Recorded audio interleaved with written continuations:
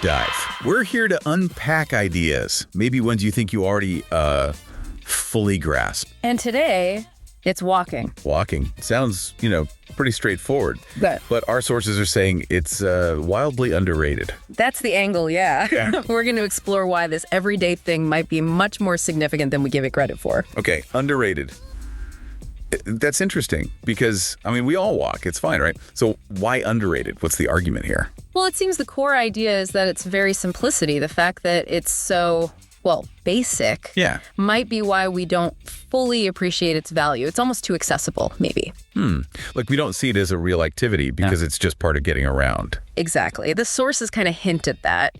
Familiarity breeds, maybe not contempt, but dismissal.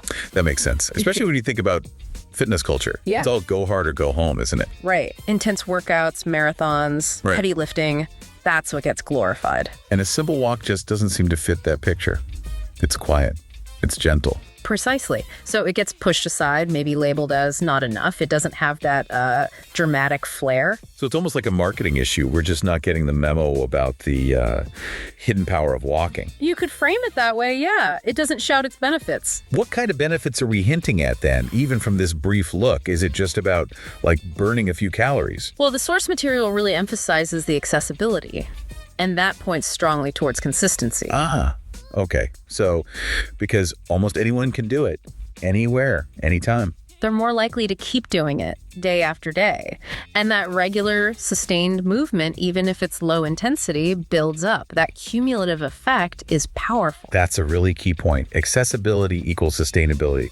You don't need a gym membership, fancy shoes, nothing. Just step outside your door. It's incredibly democratic, as you said. Low barrier to entry. Right. And maybe because it's so integrated, so easy, we don't consciously link it to feeling better. I think that's likely. It's not just the physical side, the steps counted. It's probably doing subtle things for our bodies, our minds. Yeah, like clearing your head on a walk.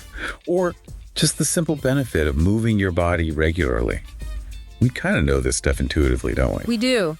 But maybe we've stopped listening to that intuition because it seems too simple, too unspectacular. Could that be its secret weapon, though? The fact that it is unspectacular? But it's sustainable, yeah. You don't have to psych yourself up for a walk. It's just something you can do, a habit. Okay, so pulling it together, the big idea is that we might be overlooking a really fundamental source of well-being. Exactly, simply because it's ordinary, because it's easy.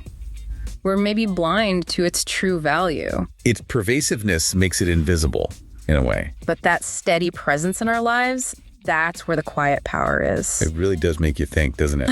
So for you listening, after hearing this, how might you think about, say, your next walk? Yeah, could you maybe pay a bit more attention? Notice how you feel afterwards. Physically, mentally, maybe even just add a few more steps into your day, consciously. You might find you appreciate it a lot more than you realized. Definitely worth considering. Thanks for diving into this with us today.